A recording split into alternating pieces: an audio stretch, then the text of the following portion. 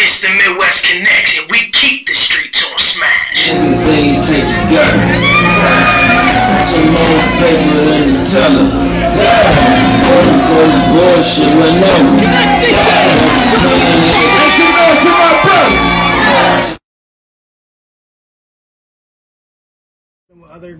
Other promoters, other marketers, other bloggers in these markets, so that when we get there, we can do things like this and help the artists get their word out a little bit. So that's what we're trying to do, is connect the dots.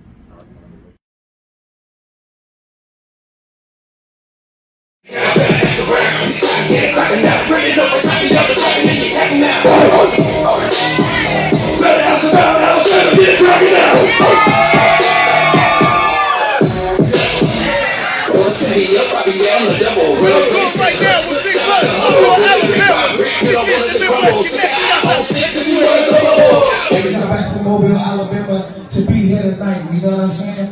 We got Chicago coming up, we got Cincinnati coming up. We're doing a 5-city tour with Empire, giving away a single distribution deal in 5 Midwest cities. We got Benzino coming up my market. We got Benzino coming to his market. We got a lot of stuff working currently.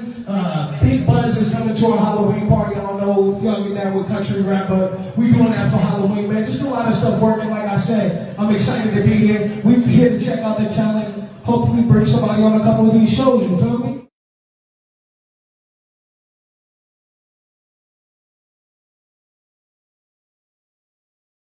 Tonight, so everybody tune in. Make sure y'all networking, because again, your network is your net worth. You hear me? Midwest Connectz, you ain't connected? That you respect it. What's the word, y'all? Y'all know what it is. You have now tuned in for another episode of the Connectz radio show. And if you're familiar with the show, you know what it is. I do. I bring y'all the hottest in underground, independent, hip-hop, R&B, plus the brightest stars in the culture get interviewed right here on this show. And that's what we're going to do here today, man. I'm blessed, honored to be able to keep this thing rolling. And we got another super dope artist coming to this joint. He comes all the way from Ohio to tear it up on the Connectz radio show. My man Tiggs. Tiggs, what's the word? How you doing, man? What's going on? Blessed to be here. I'm good, man. Happy to have you. So talk to me, man. You've been rapping for a little bit, man, rocking out. How long you been in the game? Man, I've been grinding for about 9 years, since like 2014. Things ain't started working out for me until about 2020 though. You know what I'm saying? But I've been consistent with it, putting out stuff. I was under a little New York label from the Bronx at first in like 2014 to like 2017. And I just was like, anything I was learning, going on tours with them backstage and all that shit, I was just picking up a lot of experience. I just wasn't ready yet, you know what I'm saying? But now that I was able to get the experience and all that shit and the guidance, and I'm still getting guidance, you know what I'm saying? I got a little clear path for how things go. No doubt. So talk to me about that early label situation and how it kind of shaped the Tiggs we know now. Well, I was in a 3-man group at first, and pretty much a couple of the homies, something happened to, they went through their situations and we weren't able to put it together, you know what I'm saying? So everything fell apart. So I had to figure it out on my own, you know what I'm saying? No doubt, man. In the new era, it's kind of hard to stay in a group. Everybody got something going on. It's kids and families and moving and shaking, got to pay for. I get it, man. So the solo route seems to be the way to go. Talk to me about that transition from going from a group where you're writing, a third of the music to now carrying the torch. All right, well, basically, I was on Twitter in like 2016, the end of 2016. I ended up meeting a guy named Fatus Fee from Chicago. He managed like FBG, Duck, and a lot of them guys. So he came across me on Twitter, and he said, yo, like, I like your music. Like, you got anybody helping you? I'm like, nah. But then I thought he was like, yeah, this is another dude trying to come in and see what's going on or whatever. So, I gave it a shot, and I'm still cool with him to this day, man. That's what it takes, man. That's what it takes. So your journey, obviously, you experienced being on a label. Obviously, are you independent now? You back signed? I'm actually independently signed. I got like a distribution deal through Straight Up Entertainment in the subdivision of Sony Orchard. Okay. So it's like I'm free to do what I want to do. So when I drop all my shit, go to like Vivo and all of that shit. So I'm signed, but I'm not signed. You get what I'm saying? It makes sense. I understand distribution deals. I don't know if other artists do or don't. but I'm privy because I've actually got something similar with Empire where I can offer distribution to artists and DJs that I work with to get them on those platforms, but they're still entirely independent. So I get it. Um, Absolutely. I get it. So talk to me about that journey, and what it means to be able to be distributed and get everywhere. You said you started way back in 14 before a lot of this was really popular. So talk to me about that grind and what it was like kind of growing up in the art. All right, well, I was originally a hooper. I Hmm. started losing eye vision and shit, so I wasn't able to hoop no more. You know what I'm saying? What happened was I'm like, you know what? Chief Keef was real hot at that time. You know, so as we know, so it was like everybody was doing this SoundCloud shit. So I'm like, yeah, man, what the fuck I'm gonna do, man? High school about to end, I can't hoop no more. I had a little job at McDonald's and shit, and I'm like, man, fuck it, I'm about to just take all this paycheck money and hop my ass on the bus and go to the studio. So I've been going to the studio like every since then. You know what I'm saying? So All right. that's how in the me and the New Yorkers, they was actually in Akron, Ohio, and I met them on Talmadge Avenue where they was buying out a studio. They came from New York. So when I was in the record like a couple days later, they kind of heard me and they was like, yo, where you from? Da da da. We had our conversation and they said, I know I was at their studio. And then they said, I know I was taking trips with them to New York and all type of stuff. So like that was like my first time getting ready to, get experience on being out on that road. You know what I'm Yeah. saying? So So talk to me a little bit about that, like being on the road and hitting shows and being in the studio. Obviously New York is the mecca. That's where hip hop began. That's where it started. So yeah. people treat it, they revere it a little different on the East Coast. I'm originally from Philly. I live in the Okay. Midwest now. You know what I mean? So I got a little bit of both. But New York is revered for the hip hop. So you running around with guys from Brooklyn. Talk to me about how they treated the art and how that shaped you as Tiggs. Well, all right. Well, they was actually from the Bronx, and I'm gonna be real with you. I started doing music with some of the pioneers of Bronx drill. Yeah. So they end up getting hit with a RICO charge in 2016, Yeah. and that's how we ended up having the K Flocks and all the people we know today. You know what I'm Okay. saying? They don't talk about the Polo Rails and the Zico Nicos. You know what I'm saying? Right, But right. Talk. Now you talking. you know Talk. what I'm saying? So them my homies. You know what I'm saying? Them my Nice. personal homies. So it's Okay. like being around them and able to like, you know what I'm saying? We all fed off each other because they was straight New York at first. And then, Yeah. at the time we had Midwest popping with drill. Yeah. We in Ohio, so we kind of had a little bit of the A little drill bit of wave both. too. Yeah. They come down to Ohio, they already here. They link with us. We doing drill. They like, yo, you know what I'm saying? Yeah. We put it together, man, and since then we've been building off each other. When they went away, that kind of hurt a little bit, but it's a part of the experience, man. It's part of the journey. You lose people. I still Oh, talk to a couple of them to today, though. no, no doubt, no doubt. And so you're telling me that you feel like you directly influenced that new wave of the New York drill sound? I would say, yeah, they came to Ohio and they definitely got influence. Yes. Nice. And they not, hey, you know what? Talk. We breaking it down right here on the Connectz radio show. Your favorite New York drill rapper actually started as an Ohio. You hear it, influenced by Yeah. Ohio, which was Yeah. influenced by the Chicago drill scene. Yeah. So Cause you know what I I'm mean? not gonna lie, we was all influenced by Chicago. That's how I ended up with a Chicago manager. Yeah. Shots So out, man. Listen, that drill scene in Chicago was killing them for a long time. You know what I mean? it And was it's crazy. Dirk's still here, Herbo's still here. You know what I mean? Keith's still here. So definitely, definitely. So talk to me about being from that Northeast Ohio, that Cleveland. I mean, it's been big artists from there, but not really on the rap side yet. You I guys have mean, grown some R&B artists, definitely some rock legends from the area.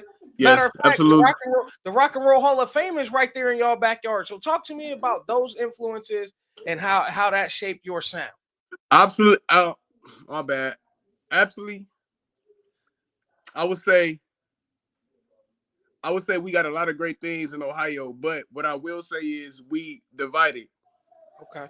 We don't Cleveland being Northeast Ohio, it should be like we should cover every city over here. Youngstown, Akron, Canton, Warren, any city that's over here, we should be able to come to, everybody should be able to come to Cleveland and put on in their own type of way. Cleveland is kind of like if you're not from there, it's kind of hard to showcase the talent Ohio really got. Because we got the radio in Cleveland, we got, Yeah. we got all these people, we got Hess, we got all Now, kind of people. You know what I'm saying? So it's hard for a lot of people that's not from Cleveland to even get in contact with Hef or get in contact with Ryan Wolf or all these top dogs in the city. You know what I'm saying? Okay. So I feel like we got a lot of great things as far as like the Rock and Roll Hall of Fame and all these things, but we gotta like spice it up a little more. We gotta come together more. We gotta create a market. But as far as my sound, I feel like my voice and like the style of music I listen to, because I grew up, my pops grew up always having me listening to crazy music from Too Short to Snoop to all that crazy shit. You know what I'm saying? I came out the womb damn near listening to that shit. You know what I'm saying?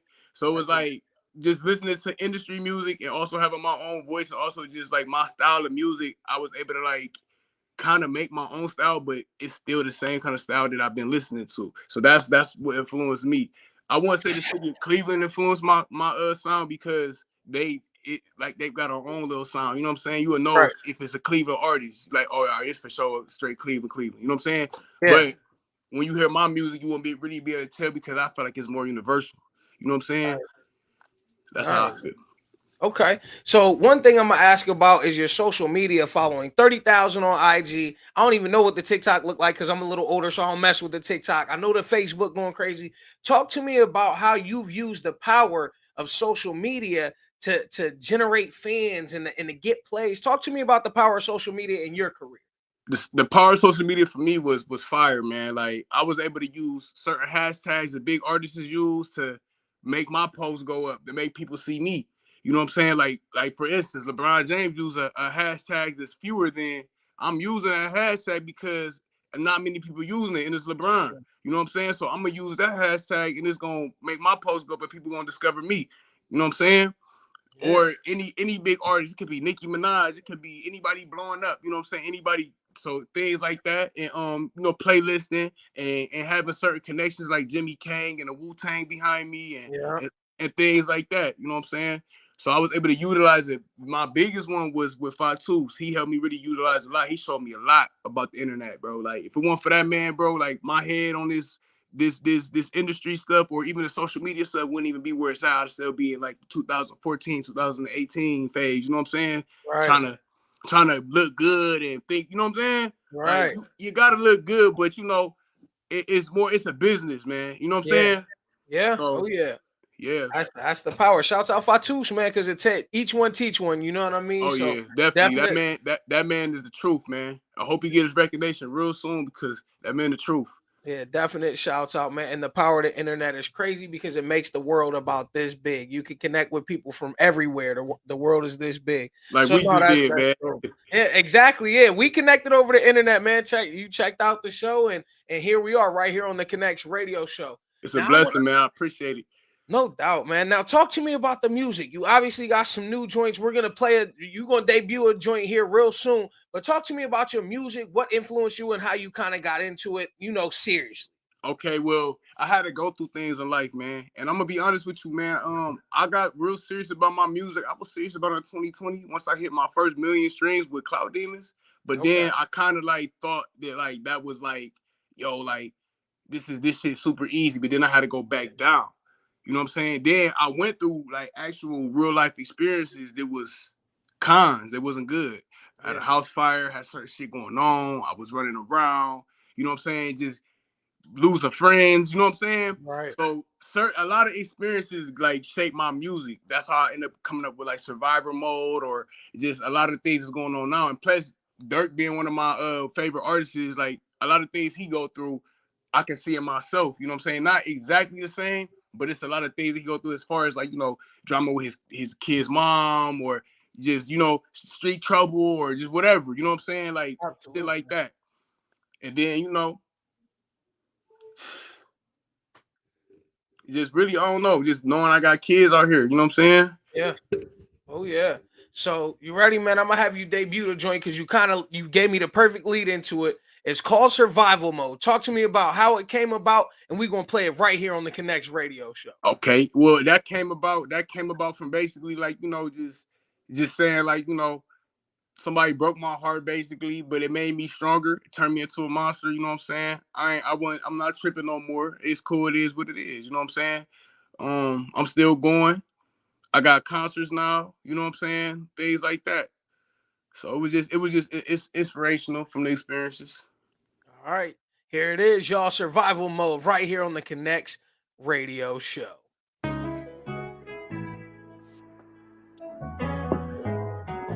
That's okay, Peter.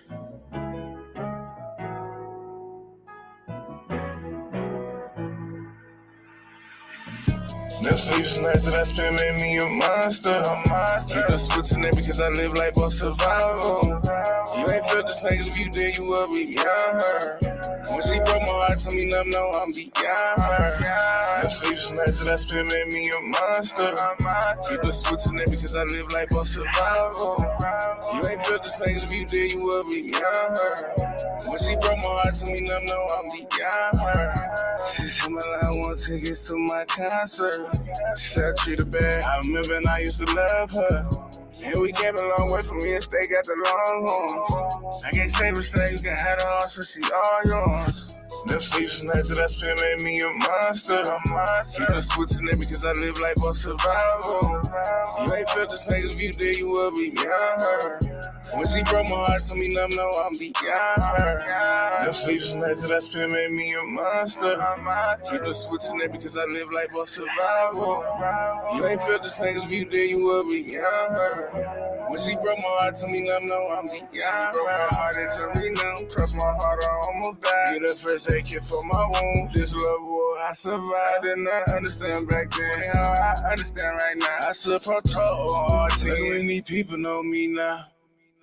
Never sleeps nights that I spend made me a monster. Keep on switching it because I live life on survival.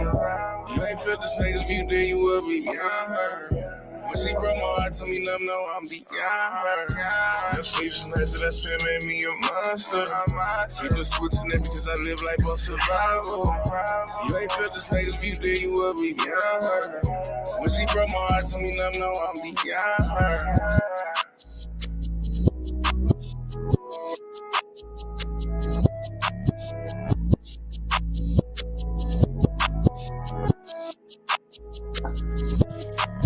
World premiere, man. Survival mode right here on the Connectz radio show, man. I'm fucking with that joint. So what you got planned for the video, man? Man, I got a movie planned for it. I got my dude over in Medellin, Colombia. He's shooting some scenes for it right now. And then I got to just finish it over here in the US.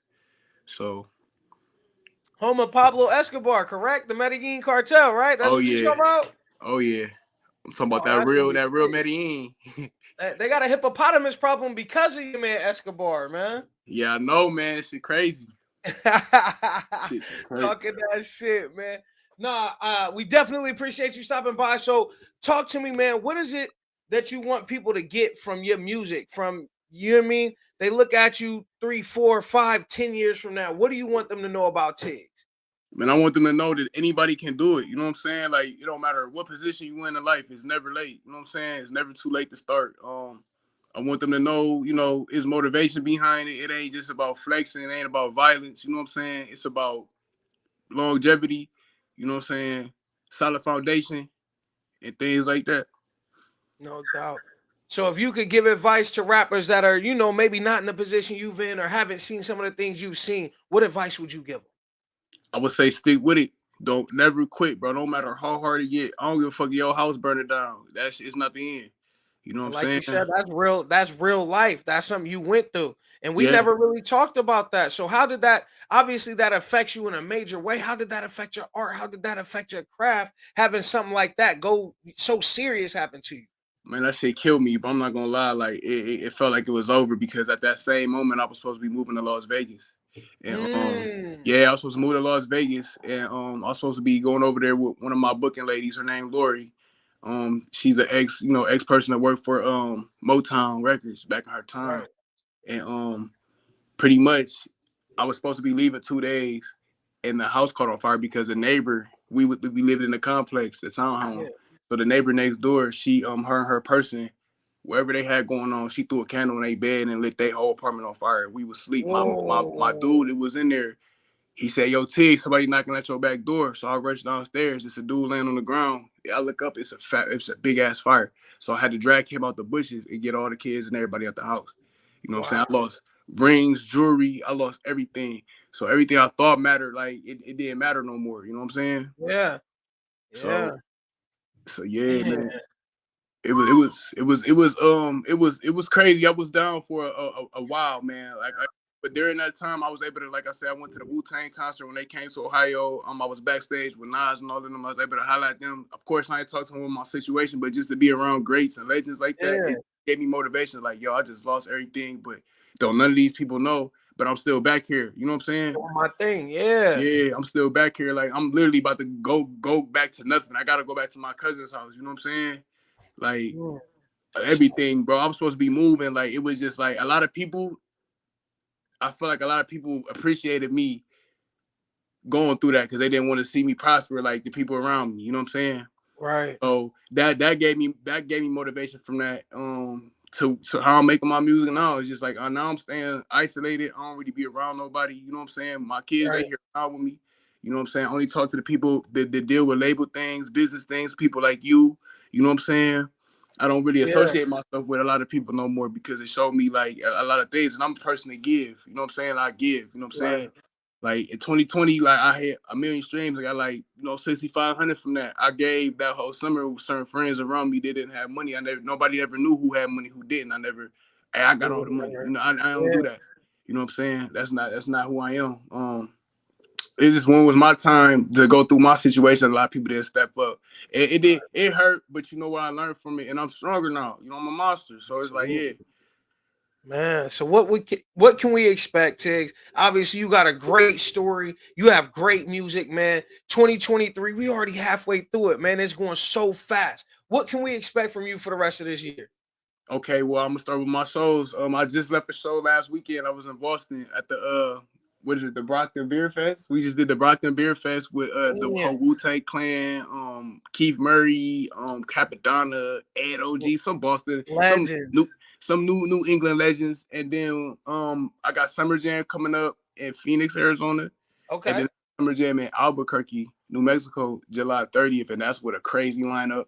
Then October 14th. Who's headlining that is Dage Loaf, Sleazy World, Sada Baby, Money Man, DJ Chose. I'll be on that show too. Also, that's in New Mexico, Albuquerque. And it is also more shows just coming along the way as I'm grinding and stuff. So it's up. It's up. You got any Midwest shows, man? Because that's where I'm at. Chicago, St. Louis, Indianapolis. You know what? They've been talking about trying to get me some Midwest shows, but we trying to land the perfect one because Live Nation is controlling a lot of shit, man. And we supposed to be on that Wayne tour in April. We had like 4 dates. What was it? Kentucky. It was I want to say Kentucky, St. Louis. One of them was LA, and one of them was what was the last one? It was somewhere. But anyways, Live Nation came and they bought out all the dates. So the agency I'm dealing with, they're a radio station down in New Mexico, and they pretty much throw all the concerts. So we had Wayne. We was gonna do Wayne. And they said, yo, we're going to do Wayne. They called me for the call. Said, yo, we're going to do the Wayne. I said, I bet. So then they called back like, yo, Live Nation came and took all the slots. It's all right. We got more shows coming. And that's when they hit me with them 3 I just told you all about. Summer Jams, yeah. Yeah, okay. So I want to get some Midwest joints, but we gotta figure out what's going on, man. I can't promise anything. I ain't got it, nothing like that, but I can promise you hard work. You know what I'm saying? I know that's right. Well, man, we definitely looking forward to seeing you more, hearing you more, man. Happy we could connect. Tiggs, man, where can they find you at? You can follow me on Instagram at Tiggsvelli, TIGGSVELLI. SoundCloud the same. I don't have a TikTok. I know you mentioned that earlier. I do not have a TikTok. I need to get more educated on that. But yeah, I'm not even hip. I gotta get more educated. I heard it's going crazy, and I see the results. People tell me, man, but I don't have that yet. Spotify's Tiggs, Apple Music Tiggs, YouTube definitely Tiggs. You'll see all the Vivo joints. Yeah, all Tiggs. TIGG with the Cash Money S instead of the regular S. Y'all know what to do, man. Tap in with Tiggs. You are connected. You are respected. If it's cool with you, I'm actually going to add that joint to my mix show. We spin it every Saturday night on Straight Official Radio. If that's cool, I'm going to steal it. I'm going to spin it. I appreciate you for even saying that. I would greatly love to have you do that. My man. Tiggs, make sure y'all tap in with him on all y'all favorite socials, man. Connectz Radio Show. Y'all know what to do, man, and y'all know where y'all can find us. You can catch this and every other interview we do on iHeartRadio, Spotify, Apple Podcasts, Podbean, Google Podcasts, and more. Plus, you can tap in with the Midwest Connectz on Instagram, Facebook, Twitter, of course, at The Real Uncanny for your mans truly. Tap in, man. We got some more interviews. We got another fire interview in just a few minutes. And every week, we're going to keep doing this. Bring you all the hottest music. Bring you all the brightest stars in the culture, man. All y'all got to do is pay attention. You dig?